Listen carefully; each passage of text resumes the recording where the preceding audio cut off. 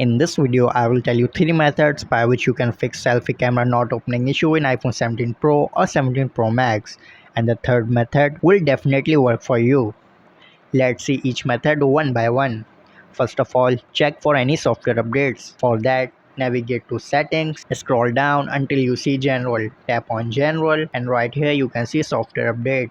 Tap on software update and check if there is any software update available. In my case, there is one software update available. Make sure to update your software so that if there is an issue from software side, Apple will definitely fix it in the next update. However, if the issue still remains once you have updated the software, then let's see second method. If the selfie camera is not working of some specific application, then navigate to settings, scroll down until you see applications right here, tap on apps. Let's say my Instagram camera is not working properly, then navigate to the application. In my case, I will go to Instagram, and right here I will have to make sure if I have given permission to camera, make sure this toggle is enabled. However, if the issue still remains, then make sure to force restart your device, and this will definitely fix your issue. To force restart, simply press the volume up button, then volume down button, then press the power button and hold it until you see Apple logo. Let's try that. Volume up button, volume down button,